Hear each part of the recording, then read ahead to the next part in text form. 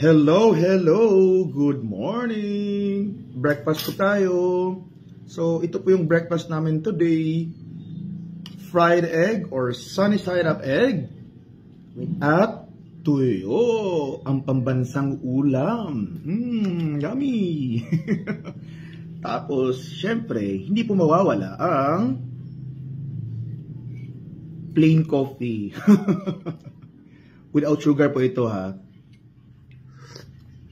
By the way po, sa video ko na ito, meron po akong nais lilinawin patungkol po sa live debate ni na sa Kalamzeng ng Sektang Iglesia ni Cristo at ni Beshi Sanrio Adams ng Roman Catholic Church, na ang topic ay patutunayan na bawal mangaral ang mga bakla.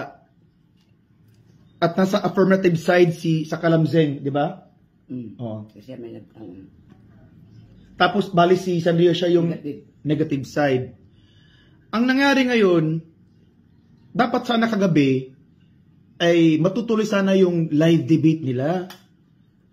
Kaya lang itong moderator na si Nadram, gumawa daw siya ng ng group chat, bali pre-conference debate na group chat.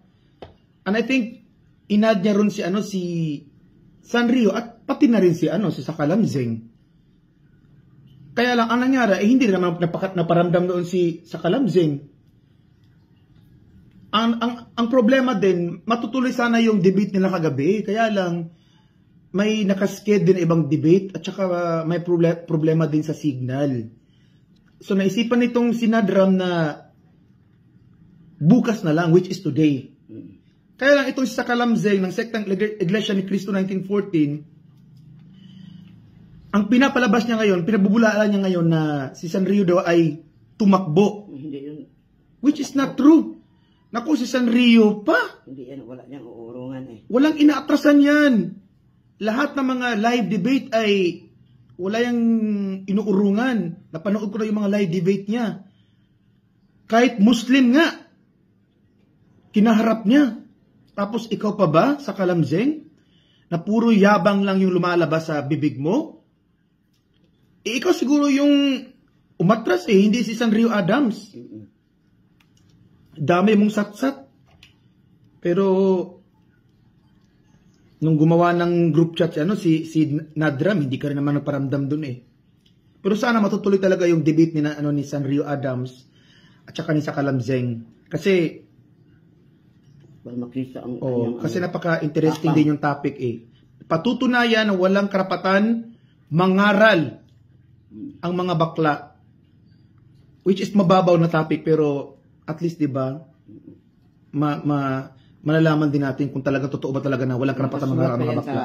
Sa nakasulat. Kung biblical ba yan na walang karapatan mangaral ang mga bakla. Kain po tayo. Beshi Sanrio Adams, kain po tayo.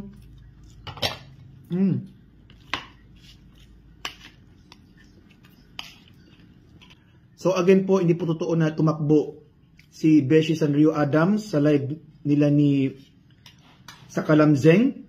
Sadyang binago lang talaga yung schedule ng debate nila kasi nga nagkaroon ng problema sa signal. Hopefully today. Tuloy na. Matutuloy na talaga.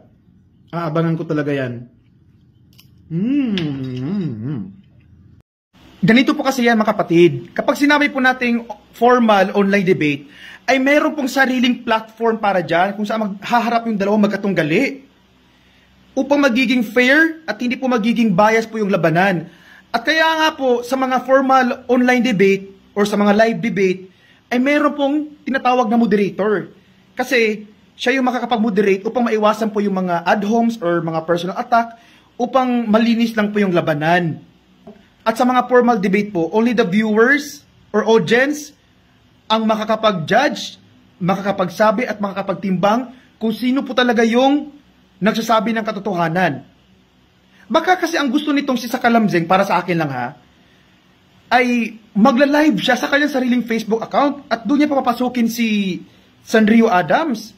Which is hindi naman po pwede yung ganun. Kasi di ba ang mangyayari kasi niyan, kung magla-live itong si Sakalamzeng ng INC, ay may tendency na babalik rin niya pagkatapos ng debate nila doon sa live video ni Sakalamzeng. Kasi sa napapansin ko pa naman, ito si Sakalamzeng mahilig mangbaliktad. So hindi na po fair yung labanan, magiging bias po siya. At least po, doon sa online debate platform, at magiging fair at hindi po bias yung labanan. Kaya mga kapatid, update lang po tayo sa formal debate ni Sakalamzeng ng INC at ni Sanrio Adams ng RCC.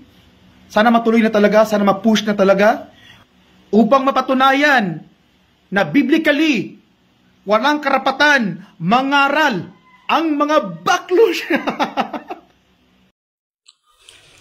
Hello, ayun, ako ay magbubukas ng water dahil marami akong gagawin today. Super busy. Wait lang. Wait lang. Uy, Christian Ray, nasan ka na?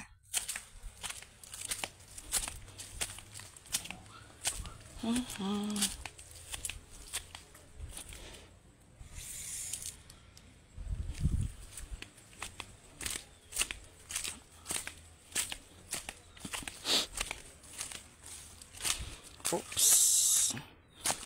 Buti na lang at hindi masyadong lumakas yung ulan at marami akong kailangan tapusing trabaho.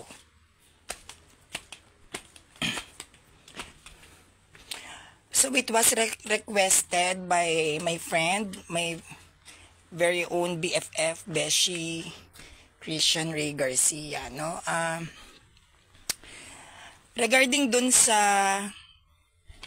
mga nag-aabang ng debate namin ni Sakalamzeng, actually tuloy naman siya at alam niya yung naging usapan. Kasi nung gabi na dapat kami ay maglalaban, ako ay nakipag-usap sa moderator ng In Defense of Truth, which is si Ate Nadram, and tuloy naman dapat nung gabing yon. At kami ay nagka-video call. Nag-try kung okay yung signal. But may problema talaga dun sa signal ni Ate Nadram.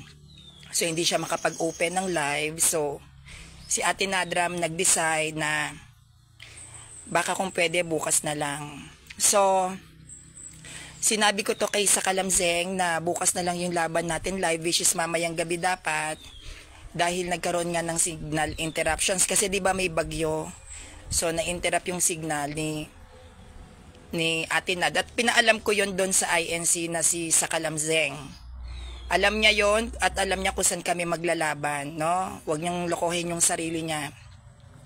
Then morning, kahapon, sobrang aga, yung moderator po ng In Defense of Truth kung saan kami maglalaban ng debate ay nag-open ng moderators GC na nandoon ako at yung moderator, but sadly hindi siya sumipot. Maaga yon. Tapos nag-response na lang tong si Sakalamzeng ng iglot, gabi na. At saka siya nagsasabi na umatras ako. Kung ako po ay umatras, Sakalamzeng, pwede ka bang magbigay ng katibayan o ng reference mo sa akin na inatrasan kita? Kaya nga po ako naging CFD kasi yan ang gusto ko, debate. Yan ang hilig ko, argumento, no? So napakalabo na atrasan kita. Pangalawa, ikaw rin ay nag-claim na hindi ka INC defender. Yung mga nakalaban ko pong mga INC mas magaling pa sa'yo, hindi ko nga inurungan. Ikaw pa, 'di ba?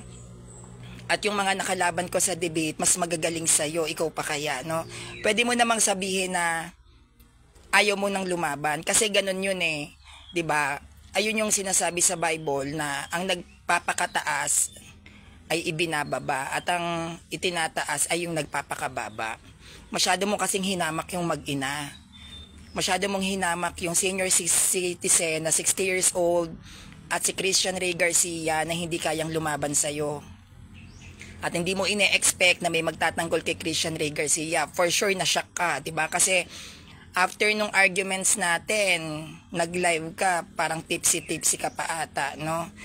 Ayan yung lagi kong sinasabi sa'yo sa Kalamseng, na mag-iingat ka sa mga sasabihin mo. At naiintindihan kita kung umatras ka o nag-jogging ka, no? Sa dapat magiging debate natin. Kasi nung nagla-live ka, nabasa ko din ang sabi sa'yo ng mga kapanalig mong iglot. Ang sabi ng mga kapanalig mong iglot, wag mo akong labanan. 'Di ba? Ang sabi sa'yo ng mga kapanalig mong iglot, tumahimik ka na daw sa Kalamseng. 'Di ba? Na wag mo akong patulan. Kasi kilala nila akong debater. Kaya nga sabi ko sa'yo, mag-iingat ka lagi sa pangahamak mo sa mga CFD, lalo na kapag sa akin pa yan nakakarating. Si RMG Aguila nga eh. O, to think ano pa yon, scan. Scan si RMG Aguila ng INC. O, hindi ko inaatrasan, ikaw pa. Na wala ka namang katungkulan dyan sa pagiging iglot mo, no? At siguro na-realize mong mali ka talaga doon, no? Para sabihin na ang mga bakla ay walang karapatang mangaral. Kasi talagang makakaladkad mo yung sekta nyo. Diba? Buti naman at marunong kang makabahan at marunong kang matakot. So, hindi ko to pahahabain, no? Ang masasabi ko lang sa'yo sa Kalamseng, huwag kang magsasabi na walang karapatang mangaral ang mga bakla. Bakit? Una, sabi sa Bible, huwag kang manghusga para hindi ka husgahan. 'Di ba? Nasa Bible 'yon, 'di ba? Na huwag mong hukuman ang isang tao para hindi ka hukuman. Kung ano yung panukat na ginagawa mo sa iba, yun din ang panukat na gagamitin sa iyo ng Diyos. So, anong ibig niyang sabihin doon? Ano pa yung kalagayan, estado, o naging pamumuhay ng isang tao? Basta't ikaw ay nasa katinuan, ikaw ay physically fit, kahit may hindi ka physically fit, as long as alam mo yung ituturo mo, as long as alam mo yung ipapangaral mo, as long as tama naman yung doktrinang ipapakalat mo na aral, bakla ka, tomboy ka, straight na babae ka o lalaki, may karapatan lahat yan mangaral. Ang bakla, tomboy, babae at lalaki ay mga tao. Ang mga tao ay mahal ng Diyos. Pag mahal ka ng Diyos at nakikita at nararamdaman ng Diyos na kahit ikaw ay isang bakla, dahil sa pagmamahal mo sa kanyang simbahang tinatag, ay gusto niyang ipaglaban ng kanyang pananampalataya o gusto niyang imulat ang tao sa katotohanan, wala namang masama doon. 'Di ba? Kasi kung ang kategory ninyo, kung bakit hindi pwedeng mangaral ang bakla dahil sa pakikipagrelasyon sa kapwa lalaki, hindi rin pwedeng mangaral ang lalaki kasi kayong mga lalaki nangangabit din. Kayong lalaki namamakla din. Oh, bakit? 'Di ba? Kung ang ipo-point of view ninyo dahil lang bakla ay pumapatol sa kapwa lalaki, may mga straight na lalaki rin naman pumapatol sa bakla. So dapat hindi rin kayo nangangaral. Ganun lang 'yon, 'di ba? And regarding sa pananamit na inaano ninyo sa akin sa Deuteronomy, yung issue ng pananamit na 'yan ay para sa mga taga-Deuteronomyo. No? Wala tayong mababasa sa New Testament na kapag ganito suot mo, wag kang mangaral. Walang gano'n, no? Kasi lalo na ang bawat panahon ay nagbabago-bago, 'di ba? Dahil sa modernong panahon, ang mga lalaki ngayon ay nag-eyeliner na. Minsan gumagamit na ng palda ang mga lalaki pag sumasali sa dance contest. So, kanya-kanyang point of view 'yan. Ano man ang maging suot mo, as long as hindi mo naman siya ginagamit sa kahalayan or baka may dahilan bakit gano'n ang suot nila, hindi yon nagbubunga ng pagkakasala. Kasi based sa pag-aaral ko rin as a Catholic, wala pa akong nakita na may napunta sa impyerno dahil sa damit. Kasi 'di ba ang sabi ni Lord, ang nagpaparumi sa tao, yung lumalabas sa bibig, hindi yung pumapasok. So, nagiging marumi ka base sa sinasabi mo sa kapwa mo, 'di ba? So, yung sinasabi mong walang karapatang mangaral ang isang bakla, dapat nagnunulos dili ka diyan. At kapag sinabing tao ka, sasaklaw rito ang bakla, ang tomboy, ang babae at lalaki. Ibig ng Diyos na lahat tayong mga tao ay maligtas. Kung ako tatanungin, gusto ko rin yung mga Protestant, lalong-lalo na yung inborn Protestant, matanggap nila yung salvation kasi hindi naman yan pinagdadamot eh. Ang salvation ay para sa lahat. At Minsan, actually madalas, ako papabor at a-agree na ang mga tomboy dapat talaga yan mangaral. Ang mga bakla dapat yan mangaral. Bakit? Kasi kapag inaral natin ang doktrina at nais nating maging guro sa mga baby pa sa pananampalataya, minsan yung mga inaaral namin pagdating sa salita ng Diyos, nare-realize namin kung ano yung mga pagkakamali namin eh. Nare-realize namin at natututunan kung ano yung dapat sa hindi dapat gawin ng isang bakla at ng isang tomboy. Pero ganun pa man, sinabi rin ng ating Panginoon na kung ang isang mangangaral ay nagtuturo ng tama at accurate pagdating sa aral ng Panginoon, bagamat pangit ang kanyang naging pamumuhay, huwag niyong tularan ng kanyang pamumuhay. Pakinggan mo yung aral na tinuturo. 'Di ba? Kumbaga, lahat ba ng ministro walang kabit? Sige nga, lahat ba ng ministro walang kabit? Pero may mga ministrong may kabit nangangaral. 'Di ba? Si Felix Manalo nga, patong-patong yung kaso sa kakapatong eh. Pero nagawa pang magtatag ng sekta. Maraming mga pastor ang nagkaroon ng kaso at nakulong sa panggagahasa pero nangangaral. To think mga straight na lalaki pa yan. Kung aaralin natin ang Protestantism, lalong-lalo na sa Amerika dahil yan ang pinakamalaking Protestantismo sa buong mundo, ang Amerika, kalimitan sa may mga kaso dyan na panggagahasa ay mga lalaki, straight na lalaki. And to think, nangangaral pa sila. Example na lang natin si Pastor Kibuloy. Straight na lalaki, pero may kasong panggagahasa. Pero nangangaral, di ba? Huwag tayong maging one-sided, huwag tayong maging close-minded sa realidad ng buhay. Hindi natin pwedeng i-blame dahil sa bakla sila o bakla ako. Yung mga nagiging pagkakasala namin sa Diyos is kami lang yung madumi. To be honest, katulad ko, isa akong trans, isa akong part ng LGBTQ community. I would say na mas malaki nga yung pagkakasala ng straight na lalaki. Bakit? Ang straight na lalaki ay pumapatol sa babae, pumapatol sa bakla. Tama, mali.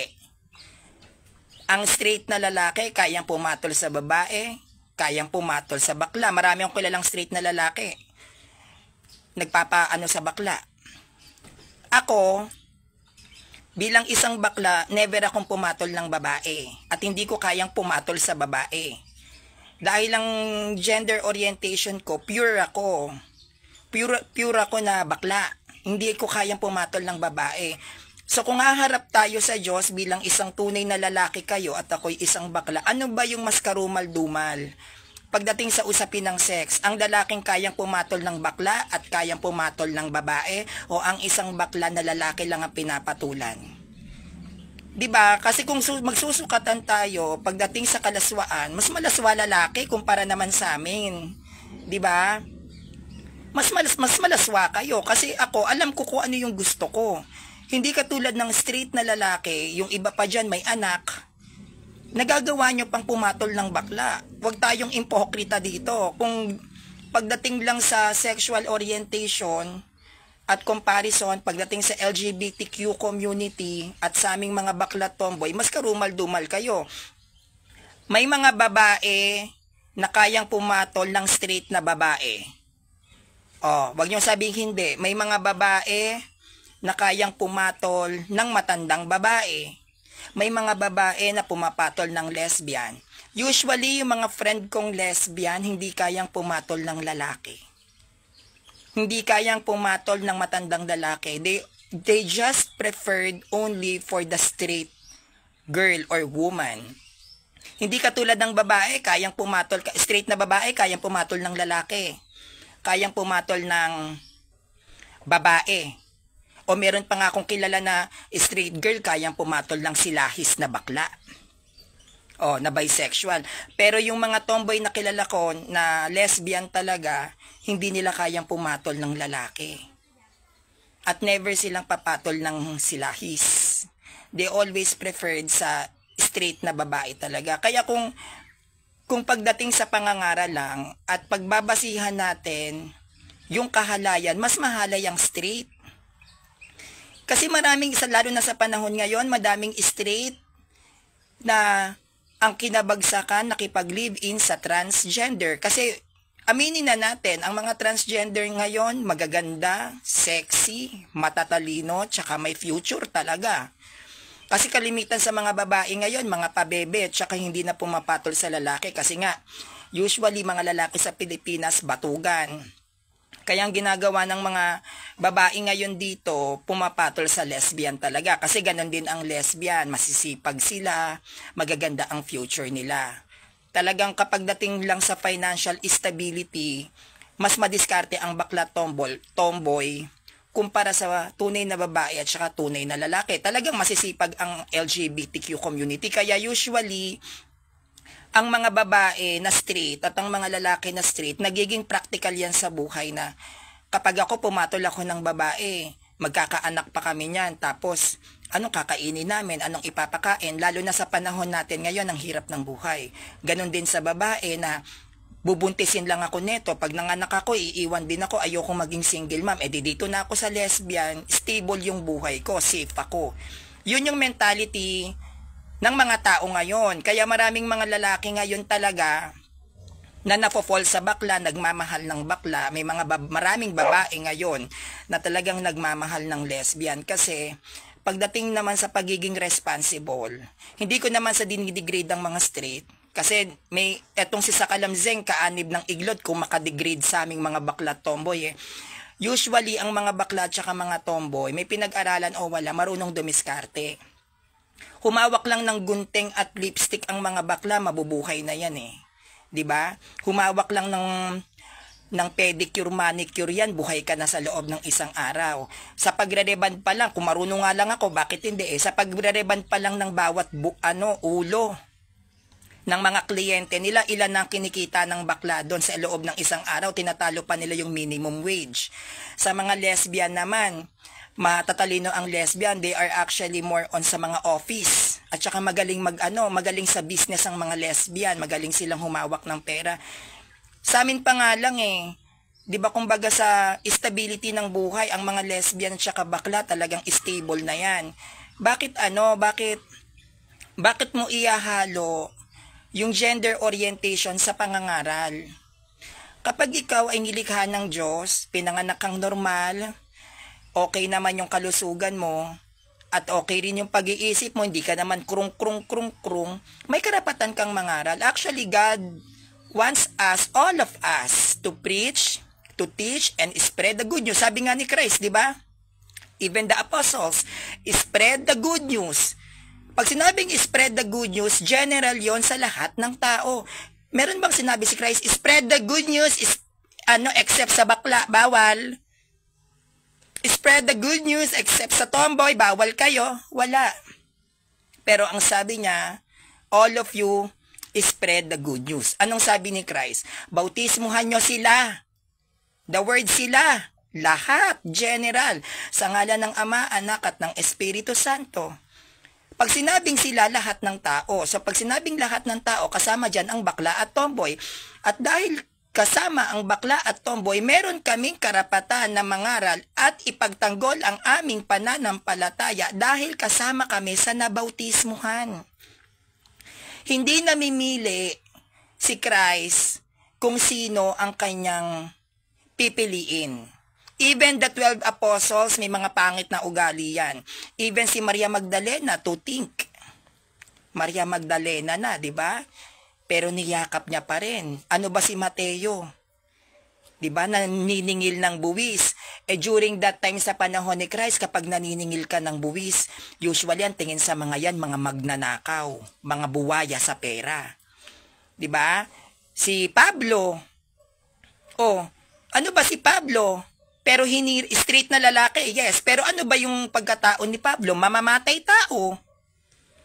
Criminal si Pablo, di ba? Ang dami niyang pinatay na Kristiyano. But God chose Pablo to preach and to teach all the early Christians to spread the good news. Just like us, Ang tanging pagkakamali lang naman na nagagawa namin is yung magmahal. Yun lang naman ang mahirap sa aming mga bakla tomboy yung nararamdaman. Wala kaming choice Eto yung pakiramdam namin Hindi talaga namin kayang pumatol sa babae. Yung mga lesbian na iba, hindi kayang pumatol sa lalaki. Eto yung emosyon namin Pero bukod doon, wala na naman kaming ibang ibang pwedeng makita ninyo para hamakin kami. Ang pwede nyo lang makita sa amin na pangahamak, pakikipagrelasyon. Pero hindi nyo ba naisip na maraming straight na lalaki na ang karelasyon ninyo may asawa? Dapat alam din ninyo yan. Maraming mga babae dito na ang karelasyon ninyo, asawa ng kumari nyo. Hindi ba? All of us, pagdating sa sex o pagdating sa relationship, lahat tayo may dispalinghado dyan. Lahat tayo may kahinaan, lahat tayo may pagkakamali. But I know that Jesus Christ is happy when seeing me or seeing those people like me na nagpipreach. Why? Ang pagpipreach at pagdepensa ng mga bakla at tomboy sa kanilang pananampalataya, yan ang unang hakbang para sa kanilang pagbabago. Hindi ka pwedeng mag-preach kung hindi mo yan aaralin. At bago matuto yung mga nakikinig sa itinuturo ko, ako muna yung natututo. Hindi ka naman pwedeng mag-preach kung hindi ka unang matututo So ako muna yung natututo kasi ako yung nag-aaral. At dahil natututunan ko yung pinag-aaralan ko, sumisiksik yan sa sentido común ko at nare-realize ko na eto pala yung law. Eto pala yung rules. Dito pala ako nagva-violate. Sooner or later, after so many years, matatanggal yon kung ano yung nava-violate ng isang bakla. Dahil sa pag-aaral at paulit-ulit na pangangaral. At dahil nangangaral ang isang tomboy at isang bakla, at nararamdaman niya yung guidance of the Holy Spirit sa kanya, yung mga lumang pamumuhay o yung mga dating gawi na nakasanayan ng isang bakla at ng isang tomboy, unti-unti yung nababawasan hanggang sa tuluyan ng mawala. Yung mga umaalipin sa aming pagkakasala. Kasi, ang pinakamahirap na gender preferences talaga kapag ikaw ay naging isang tao, ang maging bakla at maging tomboy ka. Kasi sa aming mga bakla at sa aming mga tomboy, bawal kaming ma-inlove. Bawal kaming magmahal. Kasi syempre, pag na-inlove ka, magkakajowa ka. Pag nagkajowa ka, dahil nagmamahalan kayo, mawawala ba sex dyan? Syempre, hindi. Diba? Hindi naman yung sex yung issue dyan Pwede kaya namin mamuhay ng walang sex. We can. But, yung kontrolin mo yung feelings mo, na may nararamdaman kang sa isang tao, lalo na yung taong nakakasalamuha mo ay naging mabuti sa'yo, hindi mo maiiwasan na hindi ka ma-inlove. Being in love, yan ang pinakamasarap na pakiramdam. Pero yan din ang pinakamahirap labanan, ang wag kang ma-inlove. Hindi naman kami robot Tao kami. 'Di ba? Kasi katulad din sa inyong mga straight na lalaki, bakit kayo pumapatol sa may asawa? Kasi nai-inlove kayo O baka yung iba dahil sa lust. Ganon din yung babae, 'di ba? Bakit kayo nai-inlove sa asawa ng mga kumari ninyo o jowa ng mga best friend ninyong babae? Kasi yung feelings, yung connections, yun kasi sa aming mga lesbian at bakla, yun kasi yung mahirap. Yung magpigil ka ng emosyon. But preaching sa Word of God and defending your faith, hindi yun masama. Sabi nga ni Christ, naparito ako para sa mga makasalanan. So dahil makasalanan ako at naparito siya sa akin, alam ko na pahintulot ako na mangaral kasi si Christ napunta nga para sa akin kasi makasalanan nga ako, 'di ba? So wag tayong magsasalita na walang karapatang mangaral ang tomboy o ang bakla kasi lagi nating tatandaan kung ano yung panukat na ginagamit mo sa kapwa mo, yun din ang panukat na gagamitin sa'yo. Kumbaga, sinabihan mo ko, katulad nitong iglot na to, si Sakalamseng, hoy ikaw, Sandio, bakla ka, wag kang mangaral. Tatanungin kita, ikaw ba may karapatan kang mangaral? Kung bibilangin mo ang mga nagagawa kong pagkakasala sa Diyos, malinis ka ba? Paano kung bilangan ka din ng Diyos sa mga pagkakasala mo sa Kanya? Andun yung logic di ba, na parang who are you para sabihin mo sa taong to na makasalanan siya? Malinis ka ba? Diba?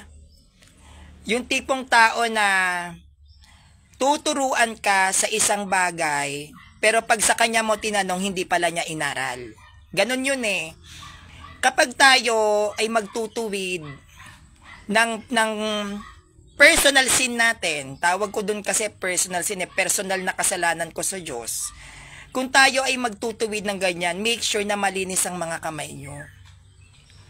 Kasi kung ano yung ginagamit nyong panukat sa bakla at tomboy na wag kayong mangaral, wag nyong ituro ang word of God kasi ganito kayong mga bakla kayo. Ganito kayong mga tomboy kayo, wala kayong karapatang mangaral. Make sure na malinis ka. Kasi kung sinusukat mo o binibilang mo yung nagagawa kong kasalanan bilang isang bakla, sana maisip mo bilang isang lalaki, may nagagawa ka din bang kasalanan? Kasi yung pagkakasala ko bilang isang bakla, yun yung binibilang mo Pero bilang isang straight na lalaki ka sa Kalamzeng, nabilang mo kaya kung ilan ang kasalanan mo? Only God can judge us. Tanging ang Diyos lang may karapatan na sabihin sa atin kung ano ang tama at ang maling nagagawa natin. Hanggat tayo ay may dungis sa ating muka, hanggat may putik ang ating mga kamay, wala tayong karapatan na bilangin ang pagkakasala ng kapwa-tao natin. Kasi ako, never akong nagbibilang ng pagkakasala ng mga kaibigan ko. Kahit na sabihin ninyo na ako yung tinitignan nilang leader dun sa grupo namin, pero never kong sinabi na ikaw ganito ka o ikaw ganyan ka, hindi. Bakit? Kasi baka mamaya kakaganon ko sa kanila. Mas malala pa pala ako, di ba? Mamaya yung sinasabihan ko na tao na ganon, mas malala pala ako. Kasi usually ganyan kung sino yung hinuhubaran ka sa panghusga, mas bulok yun. Bakit? Kasi mas maganda natanggap mo naman yung kasalanan mo Tanggap mo yung kahinaan mo, tanggap mo na mahina ka. 'Di ba? Katulad nung nasa Bible, 'di ba? Doon sa krus, nung nagkaroon ng crucifixion, hindi ba tinanggap nung isang magnanakaw na siya talagang makasalanan na Panginoon, isama mo ko sa iyong paraiso. Paano kung yung bakla pala na nilalait nyo, ganun pala yung nararamdaman na Panginoon, pasensya ka na. Hindi ko kasi talaga maiwasan man lalaki. Pasensya ka na Lord, pero mahal kita Kaya lang nature ng bakla talaga, magmahal ng lalaki, no pong gagawin ko. Hindi natin alam yun at hindi tayo pwedeng magbago ng isang araw lang. At hindi ganun kadali na mag-control ng emosyon. Hindi ganun kadali na mag-control ng nararamdaman. Mag-control ka nga lang ng galit, mahirap. 'Di ba? Kapag na broken hearted ka, mag-control ka na hindi ka dapat nalulungkot, mahirap. Because that is emotions. What more pa yung ma-in love ka? 'Di ba? Napakahirap nun. Kaya ako, kahit sa may mga kaibigan akong bakla, totoo, na mga Katolik, yung iba hindi pa Katolik totoo to, real talk, may mga kinakasamang lalaki. Pero mga defender yon. Meron akong kaibigang transman, may kinakasamang babae, pero kilalang defender din. May kilala akong SDA na bakla. May kilala ako na born again na bakla, mga silahis. May mga jowa silang lalaki, but I never condemn them. Hindi ko sinabi sa kanila na nakakahiya kayo, nag-preach kayo, mga immoral. Hindi. Why? Because I am not God. I am not the judger. I am not the judge. Who am I to judge these people because they have a relationship and I don't even know kung bakit sila napunta sa ganyan. Kung ano man yung mga pagkakasala na nagagawa ng tao sa Diyos, Diyos lang ang nakakaalam nun. Kasi lahat naman tayo, kung bakit tayo nakakagawa ng pagkakasala, may dahilan. Hindi naman yan, pag tayo nagkakasala, hindi naman yan dahil trip lang eh. 'Di ba? Hindi naman natin trip-trip lang na ma-offend ang Diyos. Sino bang gusto na maka-offend tayo ng Diyos, ng may lalang sa atin? But ang lahat ng mga offensive na nagagawa natin kay God, lahat yan may dahilan. At tanging Diyos lang ang nakakaalam noon. Maaaring itong isang taong to, kaya nag-asawa ng tomboy kasi nakaranas ng panggagahasa nung kabataan.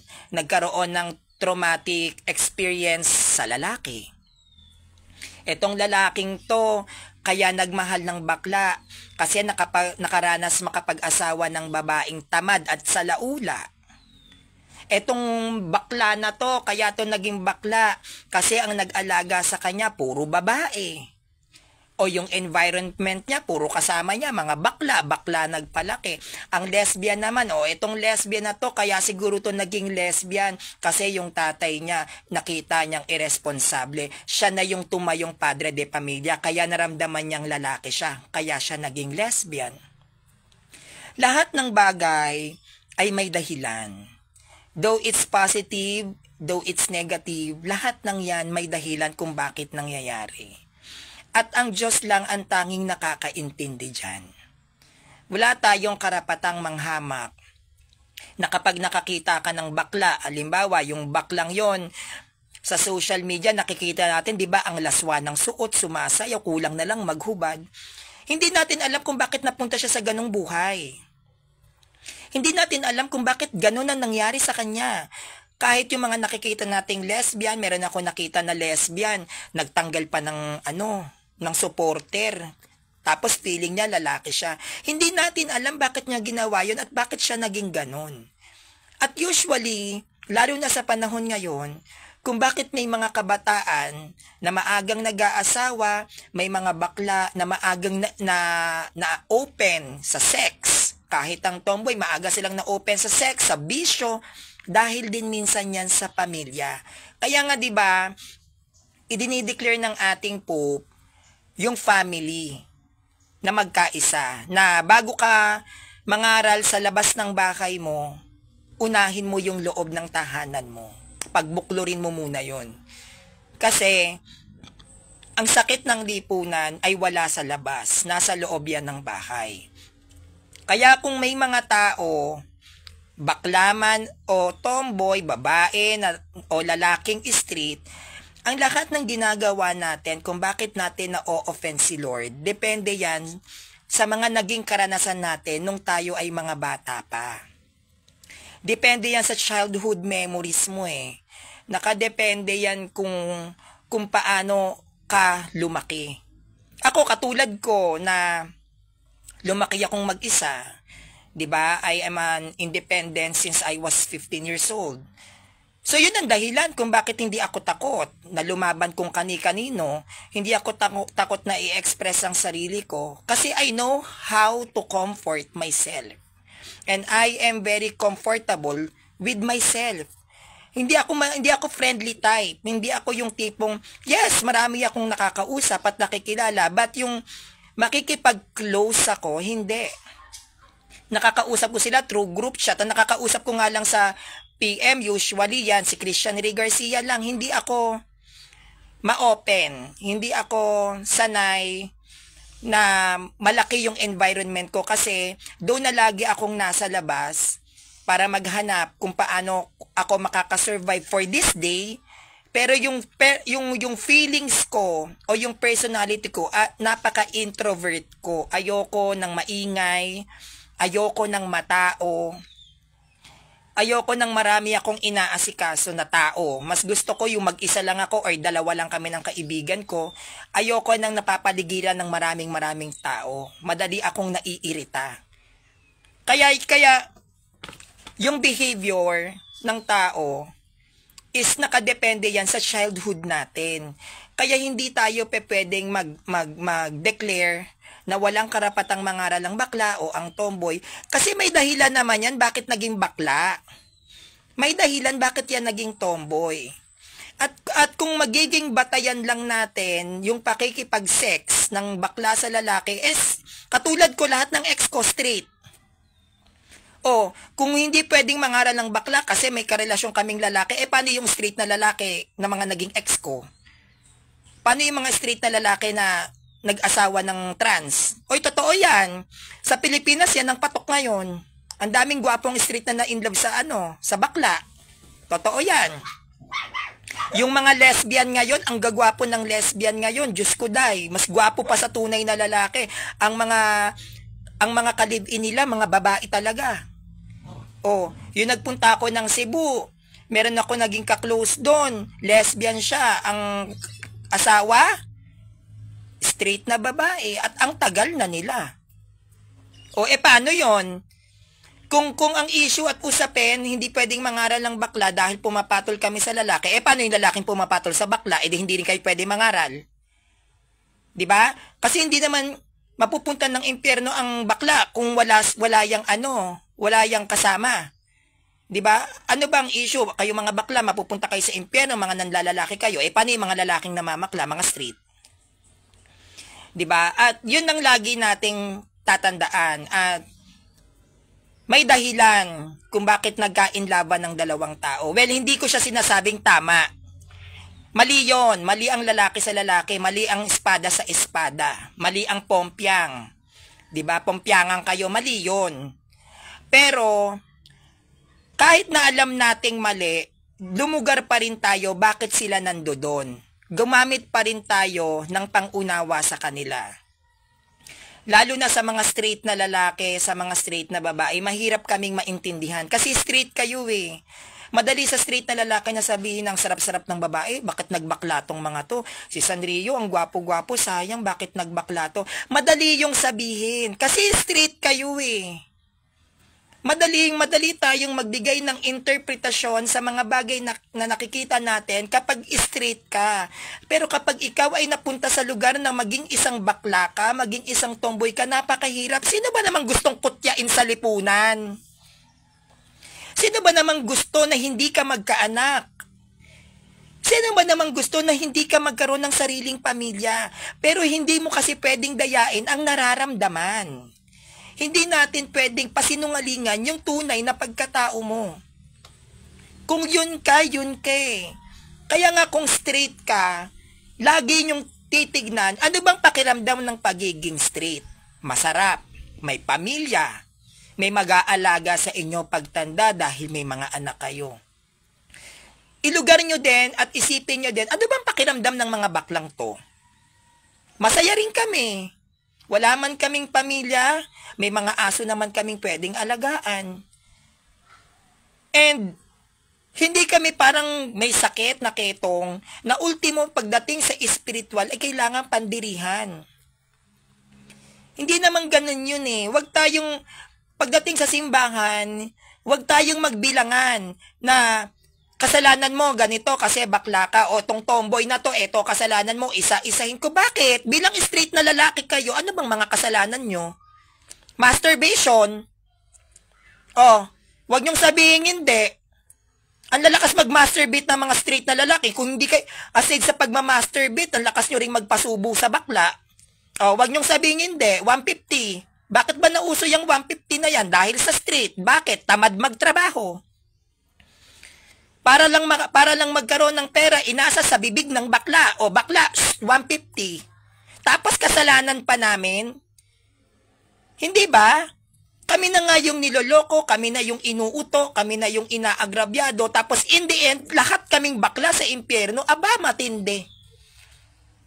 Tapos yung mga tunay na lalaki na lakas magpasubo sa bakla, in love sa wapot ng bakla, gabi-gabi nasa parlor, tumitira ng bakla, tapos yon sa langit, ang mapupunta lang yung kaawa-awang bakla na nagtatrabaho ng marangal sa parlor na pineperahan ng isang straight na lalaki. Ganun ba ang dapat maging tingin ng bawat tao dito sa Pilipinas? Na dahil lang ikaw ay bakla, wala kang karapatang mangaral, hindi ka mapupunta sa langit, pero hindi nyo tinignan ang muka ng bawat bakla at tomboy kung ano ang pinagdadaanan namin sa kamay ng mga straight na lalaki at babae. Kami nga ang kawawa kami nga ang durog.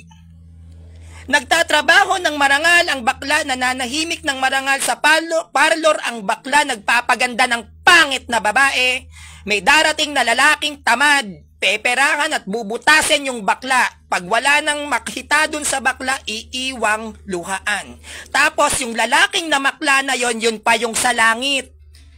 So yung baklang kaawa-awa na nagtrabaho ng marangal, yun yung sa impyerno. Siya na yung ginatasan, siya na yung binutasan, siya pa yung mapupunta ng impyerno. Habang yung lalaki na walang awa na ginagamit ang bakla sa personal niyang pangangailangan, sa langit yon mapupunta. Ganun ba ang hustisya ng Diyos? Ganun ba yon na ang baklang to hindi pwedeng mangaral kasi nanlalalaki yan eh. Hindi yan pwedeng mangaral. Karumal-dumal sa mata ng Diyos. Pero ang isang ministro, ang isang pastor na nangangaral sa isang iglesia na may kabet, pwede yun. Kasi hindi bakla eh. Ganun ba dapat? Ganun ba tumingin ng Diyos? O bakla to, X, impyerno ka. Ay, itong ministrong to, ang daming na-convert neto, pero dalawa kabet. Langit to, straight to eh. Ganun ba yon? Dahil lang sa nakikita nyo na bakla yan, tombo yan, cancel ka, wala kang karapatang mangaral. Straight na lalaki lang. Yung straight na lalaking ministro, nangangaral. Ilan ang nabuntis na babae? 3 panganay. Langit yan, straight eh. Ano ba tinitignan ng Diyos? Kasarian? Ang niligtas ba nung pinako ba sa krus si Kristo? Ang niligtas lang niya, straight? Bakit lahat ba ng bakla at tomboy masama?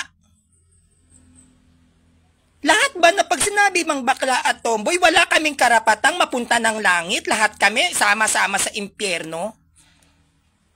Wala bang kabutihan ng baklang nagagawa sa tao? Wala bang bakla na nagmamahal kay Maria? Wala bang bakla na nagmamahal kay Kristo? Ang nagmamahal lang ba sa Diyos ang straight na babae at lalaki? Hindi ba pwedeng magmahal ng Diyos ang bakla at tomboy? Straight lang? Ang talino ba? Para pag-aralan natin ang Word of God, babae at lalaki lang binigay sa straight? Ha? Sa straight lang ba? Ikaw sa kalamsang, napakasinungaling mo. Anong sinasabi mong umatras ako? Ha, ngayon nandito ka. Lalaban ka ba mamaya? Ang aga-aga, nagbukas ang moderator ng GC para pag-usapan niya laban. Sumulpot ka ba? Hindi, di ba? Ngayon yung pinaglalaban mo, kaya mo lumaban mamayang gabi? Kasi ang hirap sa'yo, puro katalak. Bakit? Pinagsabihan ka na ba ng kapwa iglot mo kung anong kakayahan ko? Ano, lalaban ka? Ngayon naatras-atras yung itlog mo. Kung makapanghamak ka ng mag-ina, makapanghamak ka ng mga tao, feeling mo ang galing-galing mo, may pasakalam-sakalam, malakas-malakas ka, aatras ka din naman pala.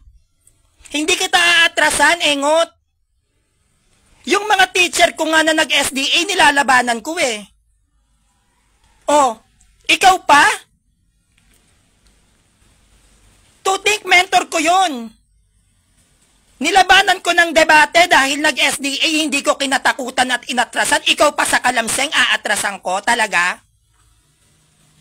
Hindi ako umaatras lalo na pag iglot ang kalabang ko. Dahil ang pinakamahinang protestante rito, kayong mga iglot. O ano? Kailan naging malakas ang tatag ng Pinoy? Eh buti pa yung yung Anglican Church kahit papaano may scholar yan eh. Buti pa yung Lutheran Church may mga Bible scholar yan eh. Sino Bible scholar ng INC? Ni Felix Manalo para katakutan kita? Sa kalamseng? May Bible scholar kayo? Ngayong history nga ng compilation hindi nyo maipaliwanag. Kaya nyo ipaliwanag ang history ng compilation ng Bible? Hindi. But the Protestantism, which is the Lutheran Church and even the Anglican Church, they can explain what is the history of every manuscript. Na which is up to now, pinagtatalunan yan. May mga theologian ng ang mga Protestantism. INC ni Felix Manalo, tatag ng Pinoy, katatakutan ko talaga. History ng every scriptures, meron kayo? Hindi nga kayo kilala sa iba't ibang bansa. Hindi nga kayo tatag sa Jerusalem, hindi nga kayo makapagtatag ng kapilya sa Jerusalem, katatakutan kita. Anong nakakatakot sa INC ni Felix Manalo at anong nakakatakot sa'yo sa Kalamseng? Kaya nga, di ba? Bigla kang kumambyo. Anong sabi mo? Lumiban ako? Ako lumiban? Meron ako mga screenshot sa pag-uusap namin ng moderator. Nasaan ka? Ikaw ang wala. Kasi ikaw, puro kayabang. Puro kayabang. Hindi mo dala bayag mo. Dahil kung dala mo ang bayag mo, kaya mo kong harapin. Sumasagot ka sa comment section sa akin sa Kalamseng, bakit hindi mo sinabi sa akin ngayon na? Kasi alam mong sa sarili mo, dehado ka, ngayon mo gamitin pagkalalaki mo. Lalaki ka, di ba? Straight ka. Sabi mo pa sa akin, tuli ka. Lumabang ka. Kaya mo? Huwag mo kong minamaliit pagdating sa debate. Wala akong kinatatakutan. At hindi ko kahit kailan katatakutan ang iglot na gaya mo. Kahit tumambling-tambling ka dito, ang katulad mo na sektang kinaaaniban, which is ang iglot, ay hindi nakakatakot. Katatakutan ko, hindi nag-compiled ng Bible. Katatakutan ko, hindi tatag sa Jerusalem. Katatakutan ko, tatag ng Pinoy. Katatakutan ko, founder na may kaso. Katatakutan ko, founder na namatay na makasalanan. Anong nakakatakot doon? Hindi, baka nga history ng mga manuscript, hindi mo alam eh. Ha? Baka nga history ng mga manuscript, hindi mo alam. Kasi puro katalak, puro kakuda. Wag mong sinusukat ang kakayahan ko, engot. Iglot ka lang. Isa kang mahinang nilalang. Ang mga nakakalaban ko, naglalatagan kami ng references at history. Sa'yo? Anong history ilalatag mo sa sekta mo? Yung Security and Exchange Commission record? Ha? Bilang iglot ka sa Kalamseng, anong history lalatag mo sa akin? Oh, sige nga. Legal ba kayo sa Saudi? Sa Taiwan? Sa Hong Kong? Sa Thailand? Sa China? Sa Jerusalem? Legal ba yung mga kapilya ninyo? Kahit sa Africa, ban kayo. Tapos ako lalabanan mo? Sure ka?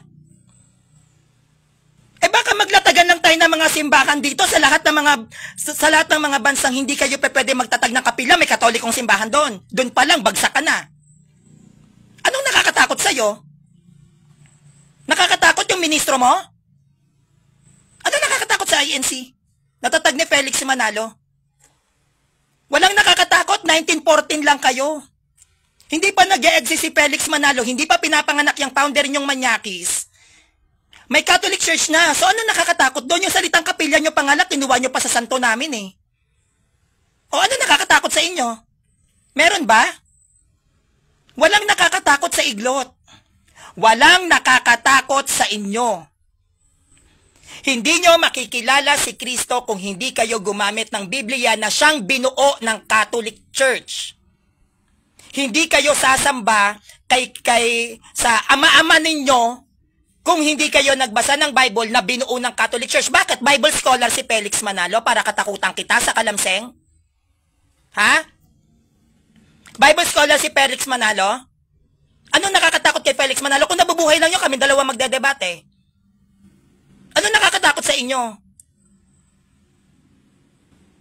Kaya naming dumepensa ng aming pananampalataya nang wala kaming Bible dahil wala pang Bible, may Catholic Church na.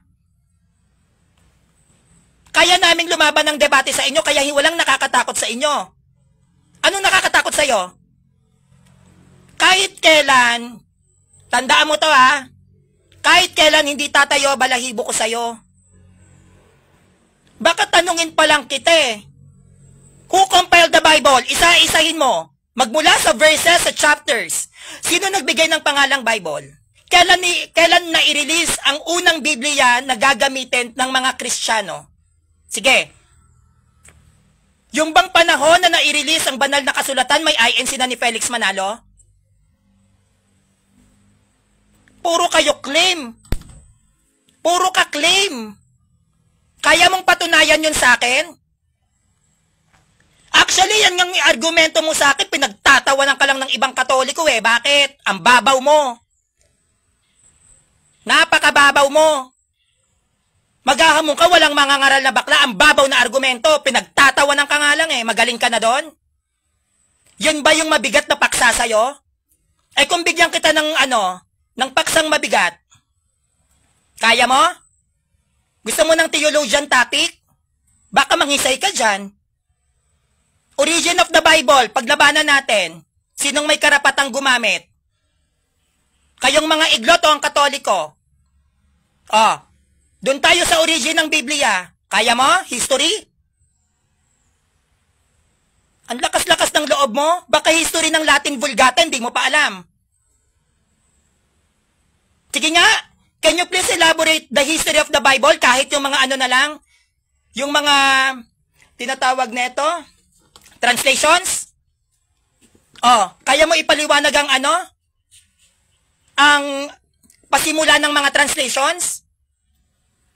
Ang angas-angas mo, hindi naman kayo unang protestante dito, si Martin Luther.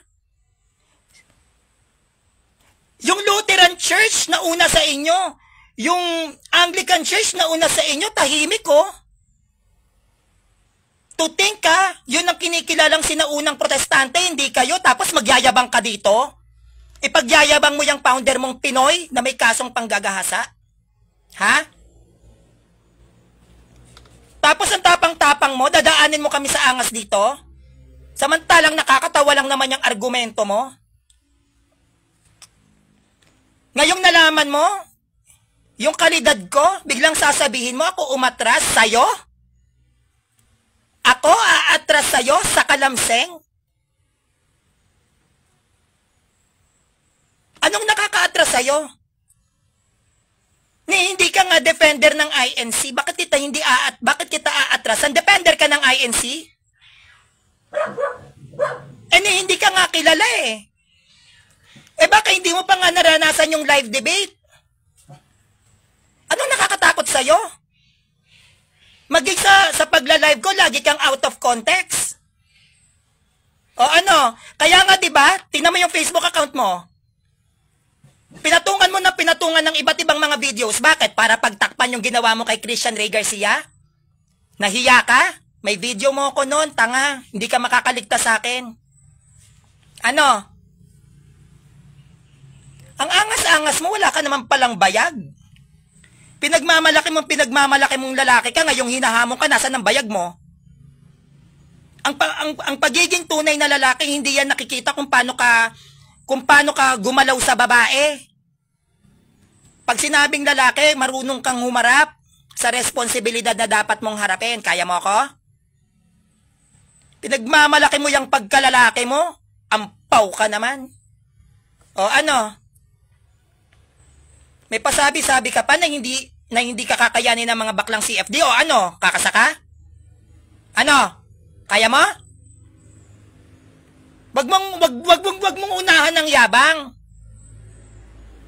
Wala ka namang achievements tinatanong nga kita ano ba naging achievements mo sa pagiging iglot mo? Ano napatunayan mo? Ha? Sos. Ano napatunayan mo? Meron ba? Ilang taong ka ng iglot? May napatunayan ka? Ang pagiging CFD ko, 3 taon pa lang ako, pero marami na akong napatunayan sa 3 taon na yon. 3 years na akong CFD. Pero ang dami ko nang nagawa. Ikaw, anong nagawa mo sa pagiging iglot mo? Ilang taong ka na sa pagiging iglot mo? Hanggang ngayon, nakatanga ka pa rin? Ako, sa loob ng 3 taon ng pagiging CFD ko, nakarating na ako ng Bisaya. Ikaw, sa pagiging iglot mo, ano narating mo? Nakatanga. Angas-angas neto. May napatunayan ka na ba sa pagiging iglot mo? Kaya bago ka magsalita rito sa Kalamseng, siguro di mo dala mo bayag mo. Baka ikalembang ko sa'yo tong bayag ko. Angas-angas mo, ha? Yan ang mahirap sa mga iglot, eh. Ang lalakas ng loob, magbubunga nga, magtatattalak. 1914 lang naman kayo. Registered pa sa ano. Bukod sa registered na nga kayo sa gobyerno, may kaso pa founder nyo. Oh, nagnakaw pa ng pabo. Yung ba yung nakakatakot labanan? Magnanakaw ng pabo yung founder nyo? Ano nakakatakot sa iglot? Bukod sa registered na kayo sa ano, Security and Exchange Commission, rehistrado na kayo sa gobyerno, may kaso pang panggagahasa yung founder nyo, magnanakaw pa ng pabo. Wala na nga kayong sariling Biblia, wala pa kayong early Christians, wala pa kayong theologian. Yung founder nyo hindi pa Bible scholar. Anong nakakatakot sa inyong mga iglot kayo? Bakit ako aatras? Ni wala nga kayong ambag pagdating sa kasaysayan ng Christianity, katatakutan ko kayo? Sos! Palibasa kasi, mga engot kayo, hindi kayo gumagamit ng sentido komon. Ultimo pangalan ng kapilya ninyo, kinuha nyo lang sa Catholic Church yan? O ano? Saan nyo kinuha yung pangalan kapilya? May mababasa bang kapilya sa Biblia? O, sino unang gumamit ng kapilya? Kayo? Puro ka talak, puro ka bunganga, wala ka namang ibubuga. Bago ka manghamak ng mga Katoliko dito, lalong-lalo na ng mga CFD, siguraduhin mong magaling ka. Siguraduhin mo na kapag nagsalita ka, kaya mong panindigan. Hahamon-hamon ka, ngayon tatakbo-takbo ka. Diba sinabihan kita? Anong sabi ko sa'yo? Siguraduhin mong lalabang ka. Diba? Paulit-ulit kong sinabi yan sa unang live ko sa'yo. Bakit?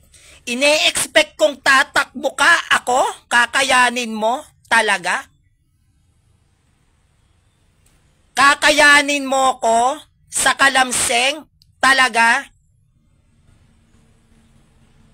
Hindi mo ko kakayanin, tanga. Dahil kahit sabihin mong straight na lalaki ka, kung mahina ang kokote mo, lalamunin lang kita ng buo bilang Katoliko. Engot. Anong tingin mo sa sarili mo? Matalino ka? Ha? Anong tingin mo sa sarili mo? Isa ka sa matatalino ng INC? Ha? Napakasinungaling neto ni sa Kalamseng, oh. Bakit hindi ka pumasok dun sa GC namin nila at ng moderator? Oh, hindi ba sinabi sa, di ba sabi sa'yo bukas na lang? Oh, ano? Iba yung umatras. Iba yung sinabi sa yung bukas na lang kasi yung moderator na gagamiting platform walang signal. Kung ikaw talaga matapang ka, anytime, ikaw pa nagsabi, anytime eh. May pa anytime ka pa? O ano? May pa anytime ka pa, hindi mo pwedeng pamalian at pasinungalingan yung magiging laban natin kasi nakarecord yan sa platform ng In Defense of Truth, tanga. Alam yan ng mga tao doon sa In Defense of Truth, boba. Ikaw ang nagsabi anytime. So kung na-postpone ngayon dahil pwede ka naman anytime, bakit di ka lumaban ngayong araw? Oh, ikaw ang nagsabi, di ba? Pwede ako anytime sa lahat ng CFD dyan, magtawag pa kayo ng pare, yun ang sabi mo. Anytime. So kung na-postpone man yun, hindi big deal sa'yo yun kasi sabi mo anytime. Anytime. Oh, ano, lalabang ka ba sa Kalamseng? Yan lang naman yun eh. Kaya mo ba kong labanan sa Kalamseng ngayong araw na to? Sagot! Sagot! Magaling ka, di ba? Sagot! Kaya mo ako? Ha? Sigurado ka? Kaya mo ako? Ngayong araw na to? Sagot! Sumagot ka, wag kang... Stop saying any lame excuses. I need your accurate and categorical answer. Lalaban ka ba ngayong araw? Kaya mo akong labanan ngayong araw? Yes or no lang? Magaling ka, di ba? Uulitin ko. Huwag ka na magpaliwanag. Huwag ka nang magpaliwanag. Sabi ko sa'yo, dadagain ka sa akin eh. Kaya mo ako labanan ngayong araw? Yes or no? Sagot. Sumagot ka. Kaya mo akong labanan ngayong araw? Sagot. Wag mo ayan na naman tayo sa pari-pari eh, sa kalamseng eh. Sumagot ka sa akin, categorical yung tanong ko sa'yo, matapang ka, di ba? Magaling ka, sabi mo, bilang isang iglot, magaling ka, matapang ka, the best ka. Tinatanong kita ulit, lalaban ka ba sa akin ng debate live ngayong araw? Yes or no? Sagot. Sagot! Lalaban ka? Puro ka ngaw-ngaw. Puro ka kuda. Puro ka boka. Ampaw ka naman. Magaling ka lang dyan sa ganyan. Written. Kung ano pinagsasabi. O ngayon. O bakit ka magkokondisyon? Yes or no lang? Kung dala mo o bayag mo. Lalaban ka ba sa akin ngayong araw? Live debate. Yan ang paksa. Walang baklang mangangaral. Yes or no? Ang dahil mong sinasabi. Yes or no lang. Lalaban ka o hindi sa kalamseng. Dalian mo. Nandun ka pa sa GC o hindi ka pa nagsisin? Kabado? Nung huling live mo, parang sinasabi mo ako pinagpapawisan sa'yo. Tinatawanan lang kita. Kaya mo? Sagot! Kaya mo? Dami-dami mong mga sinasabi. Tinatanong kita, lalaban ka ba sa akin ngayong araw sa kalamseng? Yes or no? Kaya mo? Yes or no lang, ang dami mo kasing dialogue, ang dami mong palabok. Kung ikaw magaling, napakalinaw at accurate ng tanong ko. Lalaban ka ba sa akin ngayong araw? Yes or no? Yun lang yung sasagutin mo. Ang dami mong palabok eh.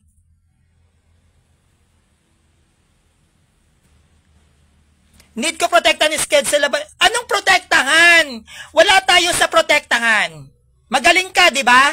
Tagalog naman yung sinasabi ko. Maiksi lang yung tanong ko. Categorical pa. Madaling maintindihan. Lalaban ka ba sa akin ngayong araw? Yes or no?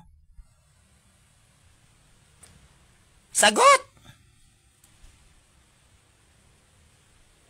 Tinatanong kita sa kalamseng, yes or no? Lalaban ka ba sa akin ngayong araw ng live debate? Hindi, anong magsama ka ng iba? Bakit Bakit ako magsasama ng iba? 'Di ba? Huwag kang magdahilan, huwag mong lagyan ng palabok. Na lalaban ka, magsama ako ng iba para matuloy ang Hindi. Tinatanong kita, ako ang nagtatanong sa'yo. Lalaban ka ba ng live debate? Sa kalamseng, anong tapat ko sa'yo pinakamagaling na CFD? Tinatanong kita sa akin. Anong lalaban ka? Tapat ko sa'yo magaling na CFD. Ako nagtatanong sa'yo. Lalaban ka ba sa akin? Oo o hindi? Sagot! Yun lang ang tanong ko sa'yo, ang dami mong palabok eh. Ang dami mong palabok, lalo mo lang pinapahiya yung sarili mo.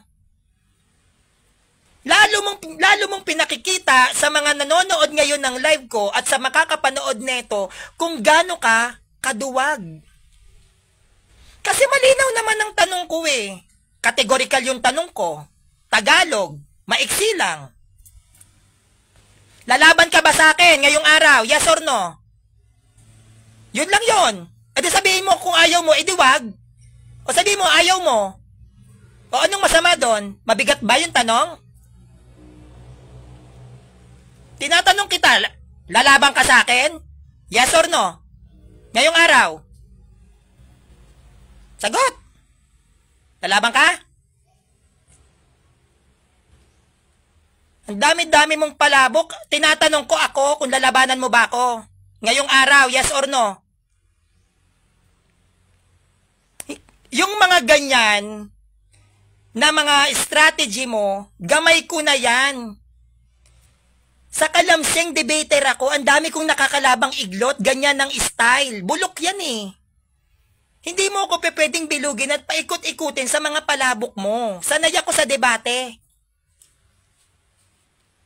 Sanay ako kung paano ko sasagutin at kung paano ako pinapaikot ng kausap ko. Hindi mo ako pwedeng mapaikot sa ganyan, halatado. Halatang halata ka eh. Tinatanong lang kita, kaya mo ba akong labanan ngayong araw? O yes or no, yun na lang. Hindi ka pwedeng mag-yes. I repeat, sa kalamseng, lalaban ka sa akin ngayong araw? Kaya mo ba akong labanan today? Yes or no? Yun lang yon. Kaya mo ba akong labanan today? Yes or no? Sa kalamseng, Beshi, Christian Garcia, hindi yan lalaban. Hindi yan, maniwala ka sa akin.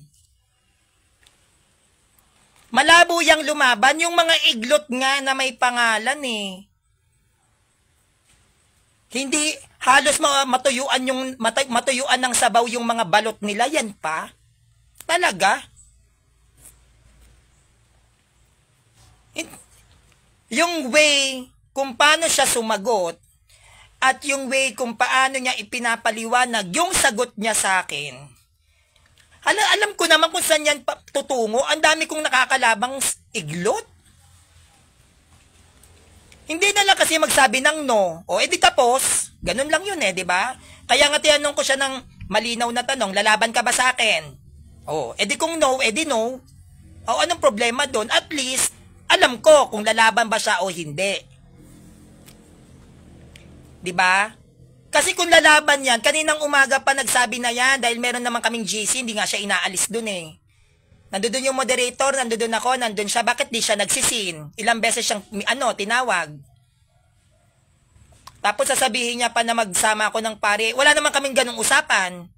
Na magsama ako ng pare na dapat marami akong kasama. Ang usapan namin, dalawa kaming maghaharap. Bakit napunta kami sa pare? Bakit napunta kami sa dapat marami akong kasama? Eh, ang usapan namin, malinaw. Diba? Sabi niya pa nun, Beshi, kahit sinong CFD pang iharap nyo sa akin, lalabanan ko. O, ako ang humaharap. Claim niya yon at sabi niya, anytime. Wag niyang bigyan ng dahilan dahil na postpone. Kasi siya nagsabi, anytime pwede siya. O bakit binibigyan niya ng big deal yung na postpone na isang araw? Eh, kung anytime naman, pwede siya. Yung video niya na yon naka-save sa akin. Hindi niya pwedeng yon, lusutan. Hindi siya makakaligtas sa mga statement niya kasi siya nagsabi noon eh, anytime, pwede akong lumaban, sinong magaling na CFD dyan, kahit sino ka pa, harapin kita. O, anong sabi ko? Sige, magharap tayo, pumayag naman siya. Pumayag siya, sabi niya, go. O, na-postpone ng isang araw, walang signal yung moderator. Eh, sino magmo-moderator sa amin kung itutuloy yun kagabi? Eh, wala ngang signal yung moderator. Hindi ko naman kasalanan yon. Sa akin, okay naman. Dun sa moderator ang nagkaroon ng problema. Eh, siya yung nagsabi na anytime lalaban daw siya. Hindi na nga ako nagre-react eh. Kasi nga, syempre, hanggat maaari, ayoko din siyang napapahiya. Pero, wag siyang mayabang. Anong madami kami? Anong madami kami? Kapag ako lumaban sa iyo ng debate at yan ay may platform, dalawa lang tayong mag-uusap, tanga. Anong madami kami? O, di ba? Nadala ka sa akin, na-trauma ka sa kalamseng, sabi ko sa iyo eh. Matotrauma ka sa akin. Ha? Matotrauma ka sa akin. Sabi ko sa'yo, di ba, nung una, wag ako, hindi ka makakatulog. Di ba? O, sa'yo na nang galing, na-trauma ka sa akin. Ha? Paano magsama ng iba? Alam mo ba yung tinatawag na debating platform? Ha? Alam mo yung debating, sa bagay kasi ang tawag mo sa debating platform, aparato o makinarya, which is mali. Alam mo ba yung nangyayari kapag may nasa debating platform ka? Ha? Alam mo yung nangyayari doon pag nasa debating platform ka? Ang lakas-lakas mong mag-preach at ituwid yung mga kapintasan ng ibang tao, pero wala ka naman palang alam. 'Di ba? Wala ka naman palang alam kasi tanggapin mo rin sa sarili mo. Pag hindi mo kaya, edi sabihin mong pass. Wag mong pahirapan yung sarili mo. Ang dami mo kasing palabo kaya lalo kang napapahiya. Ganun lang yun 'Di ba? Kasi kahit anong yabang mo sa comment section, alam na ng tao. Kahit protestant pa yan, dahil ako yung nagla-live, naririnig nila yung boses ko na sinasagot kita through written sa kalamseng, halatado naman kasi na hindi mo kaya. Pwede mo naman kasing sabihing pass. Hindi mo kailangang mag-sorry sa akin. Wala kang ibang pwedeng sabihin sa akin. Ang sabihin mo lang, pass. Tapos. 'Di ba? Hindi yung maggagawa ka pa ng kung ano-ano pang mga salita dyan. Hindi mo yan pwedeng mapagtakpan. Lantad at halatado yung kahinaan mo. Lantad na lantad. Ang pag-uusap nating iglot ka, dalawa tayo. Yun lang yun Ano bang pinuputok ng butsi mo kasi na-delay? Kasi na-delay, sasabihin mo baka may kasama ako. Paano magkakaroon ng kasama? Debating platform yun. Formal debate yun na mangyayari. Ang mga lumalaban doon, mga sikat na protestant. Hindi mo kailangan magdahilan. Kasi basic lang yung tanong ko, lalaban ka ba sa akin?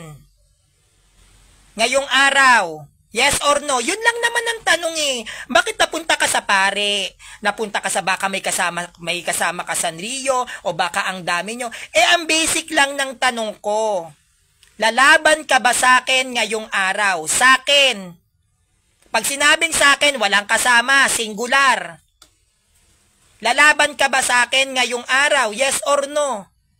Hindi yung mapupunta ka pa sa pare, mapupunta ka na baka may kasama ka. Ako nga nagtatanong sa akin nga Ako, sa akin, lalaban ka ba ngayong araw? Ang dami mong palabok The more na nagsasalita ka at the more na gumagawa ka ng ng palusot, the more na nakikita ng mga tao yung kahinaan mo.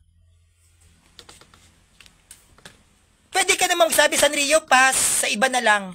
Ayun, edi tapos. Ginagawa mong komplikado yung sitwasyon mo 'Di ba? Ginagawa mong, pinapahalata mo lalo kung saan ka mahina.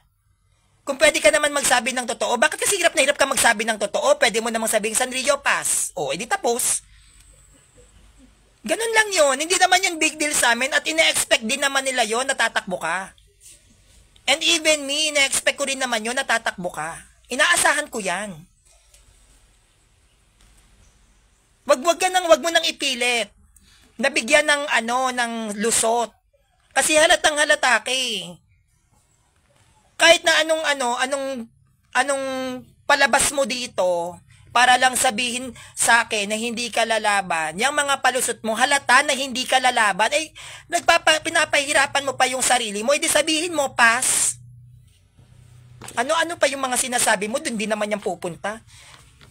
Basic ng tanong ko sa iyo, kung lalaban ka ba sa akin sa kalamseng ng live debate ngayong araw? Tapos. Kung hindi, pass San Rio, di tapos. Di ba?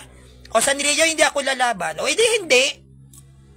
Hindi yung magsama ka pa ng pari mo, harap mo sa akin yung magaling.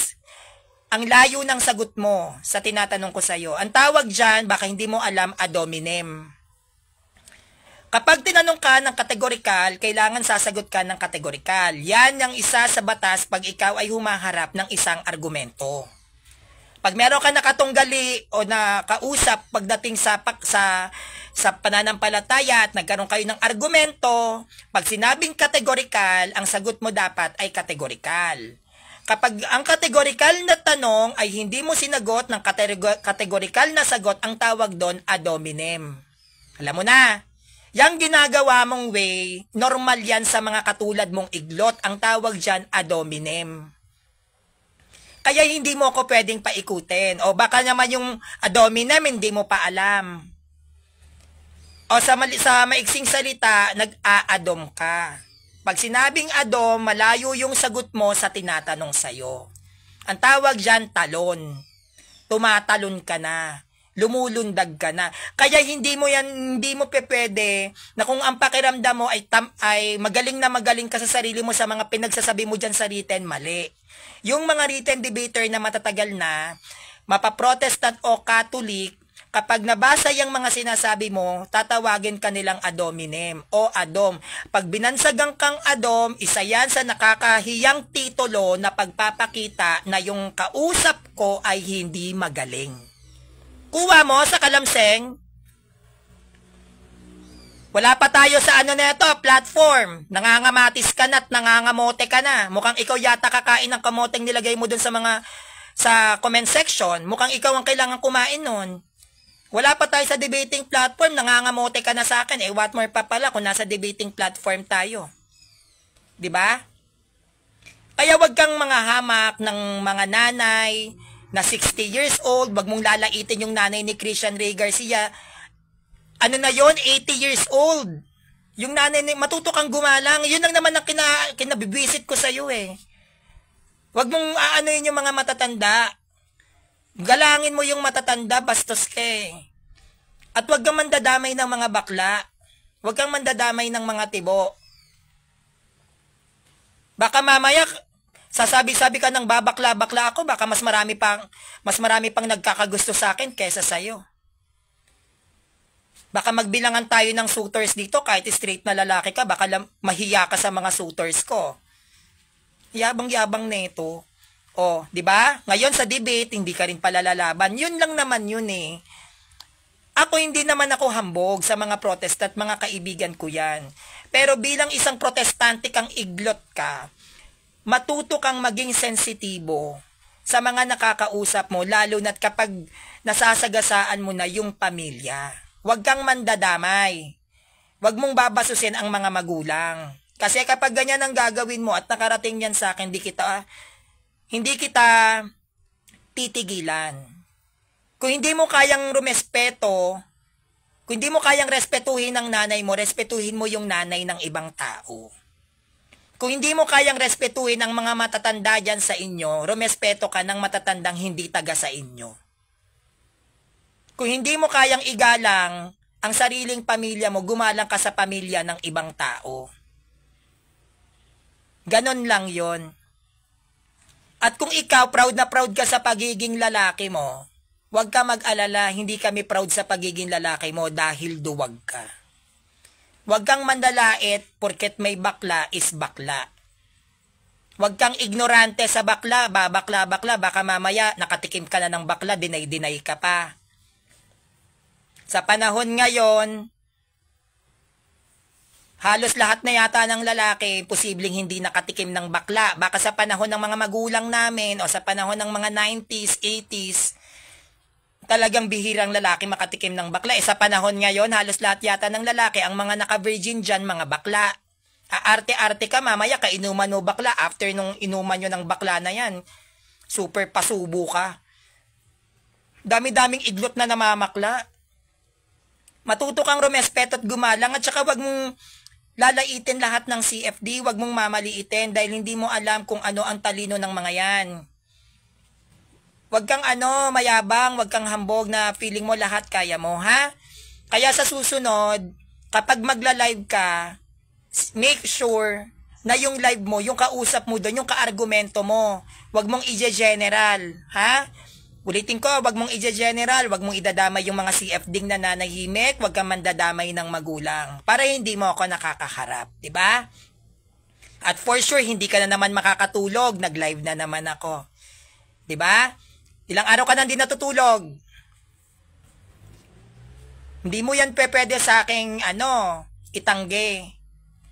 Dahil maraming mga iglot na naka-encounter ko na sinabihan ako na Sanrio, bati na tayo, ilang araw mo kundi pinatulog. Napahiya ako dun Oh.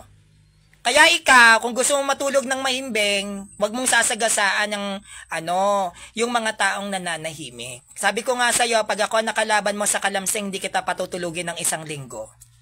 1 linggo kang iiyak-iyak dyan. Ha? Wag mong mamaliitin si Christian Ray Garcia, sabihan mong bakla. Wag mo na sabihin si Sanrio, bakla, mga mahihina kayo, ikaw lang ang malakas. O ngayon, sino ngayon ang malakas ngayon? Yung baklang sinasabihan mong mahina o ikaw na nagke-claim na malakas sa kalamseng? Wag ganon, no? Wag ganon. Pwede kang magyabang, pwede mong ipagyabang yung mga narating mo kung yun talaga ay napatunayan mo na kaya mo. Pero kapag wala ka pang napapatunayan, huwag kang magsasalita. Ha? Kapag may napatunayan ka, pag malaki mo yon, karapatan mo yun Kapag meron kang achievements, may nagawa kang mabuti, may nagawa kang maganda, pag malaki mo, pag sigawan mo, pinaghirapan mo yan Pero yung wala ka pang napapatunayan, tas hindi ka pa defender ng INC, ang yabang-yabang mo na, susupalpalin ka ng mga CFDing may narating. Ako pa lang to. Wala pa akong org. What more pa kung may org na mismo yung nakalaban mo. Baka mahiya ka, di ba? So, yun lang, Beshi Christian Garcia, no? So, clarify ko sa'yo na hindi talaga yan lalaban, no? Kaya mali yung sa video mo na sinasabi mo na hindi niya alam. Alam niya. Meron kaming platform na paglalabanan. Alam niyang may moderator akong kakausapin. Nataon lang na na-postpone yung laban namin kasi yung moderator yung nagka-problema. So, nawala ng signal kasi di ba kagabi hindi maganda yung panahon, yung aurora yata binabagyo. So kahit din dito sa amin nagkaroon ng signal interruptions dahil sa lakas nga ng hangin. So kaya siya na-postpone. Pero hinabol naman siya ng moderator kaninang umaga. So gumawa siya ng GC para matuloy yung laban namin. Pero simula nung pagkagawa ng GC, moderators GC yon, hindi siya nagparamdam. Sabi na lang siya gabi na ikaw Sanrio, liliban-liban ka, ganyan-ganyan kasi meron din kaming conversation. Chinat ko siya, lalaban ka ba sa akin ngayon? Para alam ko kung magpapaload ako. Kasi yung load ko na to, talk and text to, malakas kasi dito, kaya ako sa labas, nagtitipid kasi ko. So dun sa loob kasi, kapag nagpa-load ako, dapat dito SIM. Yun talaga yung ginagamit ko sa pagla-live para lang makapag-live ako sa loob ng bahay. Kaya lang mahal. Hindi ko siya kaya. Alam mo namang nasalanta ako ng bagyo, 'di ba? So hindi ko siya afford. So talk and text yung gamit ko. Kaya tinanong ko siya na lalaban ka ba ngayong araw? Maayos pa yung approach ko sa kanya para makapagpa-load ako. Ayun, ang dami niya nang sinabi sa aking personal attack pero hindi ko na lang pinatulan. Kasi syempre sanay na rin naman ako sa ganyang behavior ng mga taong talunan, lalo na kapag iglot. So, sana na-clarify din sa'yo. So, ipapasok kita ron sa moderators GC kay Ate Nadram para ikaw makasaksi ka din na valid yung naging statement ng moderator sa kanya na bukas na lang talaga at para makuha mo rin yung side ng moderator ng In Defense of Truth.